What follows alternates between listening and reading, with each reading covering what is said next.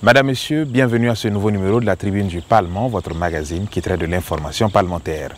Du nouveau dans l'ordonnancement juridique, de nouvelles lois pour régir la profession d'architecte et de conseils fiscaux.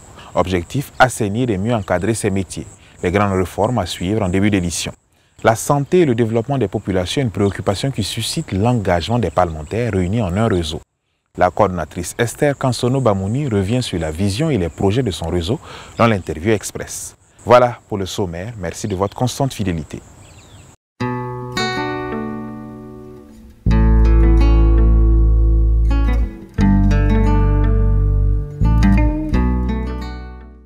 Je vous l'annonçais en titre, les députés ont adopté à l'unanimité un nouveau projet de loi régissant la profession d'architecte au Burkina Faso.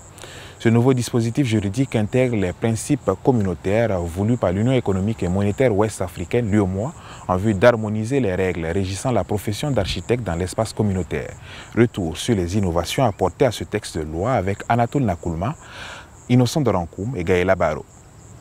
À l'unanimité, les députés adoptent le projet de loi régissant la profession d'architecte au Burkina Faso. Il s'agit d'une relecture de l'ancienne en vue d'harmoniser le texte de loi aux directives de l'Union économique et monétaire ouest-africaine et de l'adapter aux évolutions constantes de la profession. Le projet de loi comporte des innovations majeures.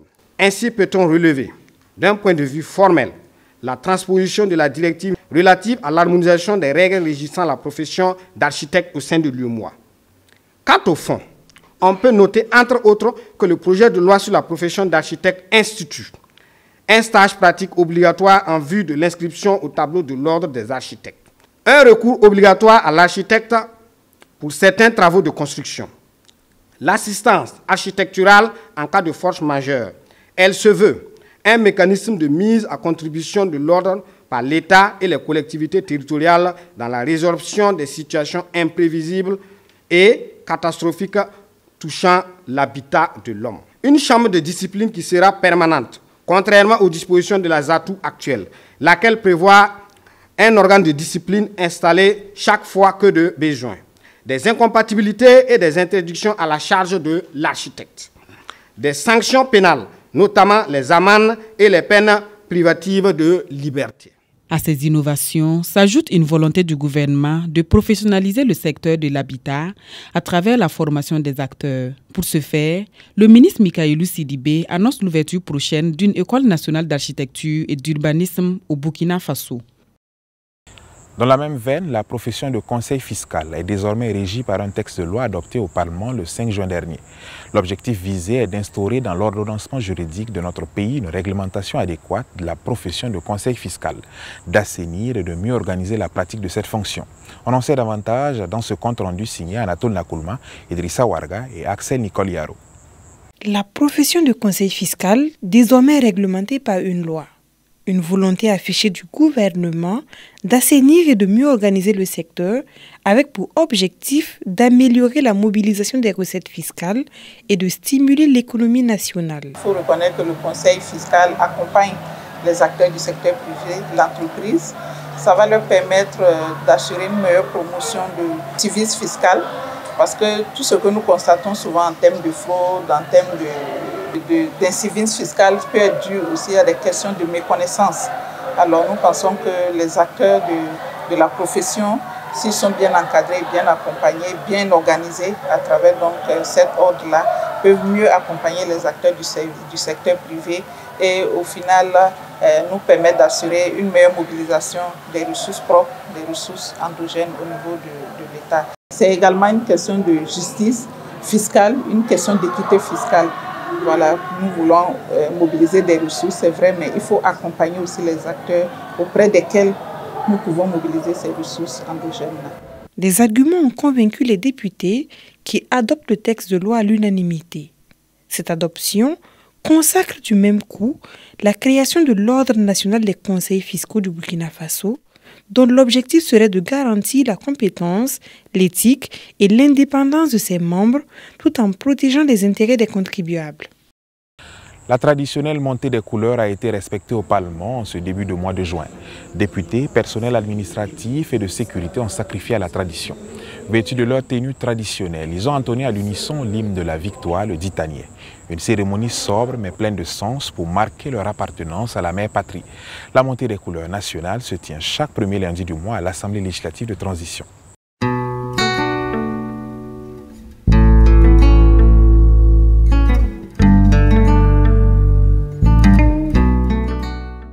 Cette semaine, nous avons le privilège de recevoir l'honorable Esther Kansono Bamouni. En tant que coordonnatrice du réseau des parlementaires burkinabés en santé, population et développement, elle nous dévoile la vision ambitieuse de son réseau. Au micro d'Axel Nicole Yaro, la députée nous présente également le programme d'activités concrets qu'elle compte mener pour améliorer significativement le bien-être des populations.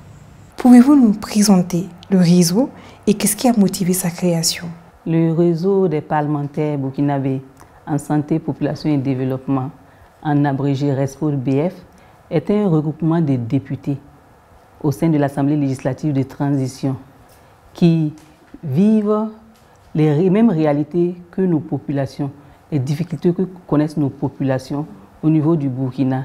Donc ils se sont regroupés pour lutter pour la cause de ces populations-là. Et en rappel, le réseau a été mis en place en janvier 2023. Suite à une rencontre qui a eu lieu en Mauritanie, à Nouakchott, où les pays membres du Suède ont décidé de créer un réseau régional pour défendre les droits économiques des femmes. Et c'est dans ce sens-là qu'ils ont demandé de mettre en place des réseaux au niveau de chaque pays. C'est suite à cela que les parlementaires se sont réunis pour créer ce réseau-là au niveau de l'ALT, au niveau du Burkina Faso. Et quel est le rôle principal du RESPOT-BF et quelles sont ses missions? Le rôle principal du RESPOT-BF, c'est de défendre, de mener des plaidoyers, c'est de contribuer à la mise en œuvre des programmes et des stratégies pour le développement des populations en santé, population et développement au niveau du Burkina Faso. Et les différents députés, dans leur rôle du contrôle de l'action gouvernementale, à travers ce réseau, ils entendent se capaciter pour défendre ces droits-là au niveau du Burkina Faso en matière de santé, de population et de développement, en défendant les droits économiques et les droits socio-économiques des femmes, surtout des filles, et maîtriser la capture du dividende démographique à travers un développement économique et social au niveau du Burkina Faso. C'est pour aussi permettre aux populations d'avoir accès aux services sociaux de base. Alors, le 30 mai dernier, vous avez organisé une rencontre de plaidoyer sur la mise en œuvre de la stratégie nationale de santé communautaire pour la période 2024-2028. Quel est l'objectif principal de cette initiative? À ce niveau, il s'agissait de présenter aux honorables députés la stratégie nationale et demander leur adhésion et leur engagement pour la mobilisation surtout des ressources pour la mise en œuvre de cette stratégie au regard de son importance. Et quelles actions concrètes le RESPOT-BF prévoit de réaliser cette année pour soutenir ces missions? Au cours de cette année 2025, le RESPOT-BF entend continuer ses actions de plaidoyer auprès de l'Assemblée, de l'État et des partenaires pour la mobilisation surtout des ressources, pour la mise en œuvre d'abord de la stratégie nationale de santé communautaire et ensuite pour la lutte contre l'excision des filles. Parce que les statistiques de nos jours démontrent que ce phénomène est en hausse. Donc nous entendons lutter contre l'excision, les MGF, les mutilations génitales féminines.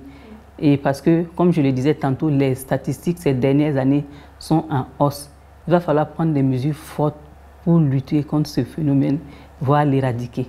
Il y a la capture du dividende démographique aussi. Nous entendons renforcer les capacités aussi des parlementaires sur les questions de santé, de population et de développement.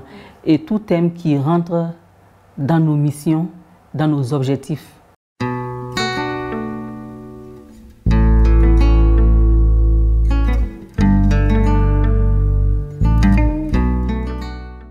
Dans la rubrique du vocable parlementaire, nous explorons aujourd'hui une expression utilisée régulièrement en séance plénière. Le Parlement est toujours en nombre pour examiner et délibérer son ordre du jour. De quoi s'agit-il?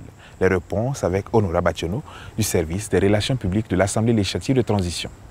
La règle selon laquelle l'Assemblée est toujours en nombre pour délibérer pour son ordre du jour est une disposition du règlement du Parlement burkinabé en son article 59, alinéa 1.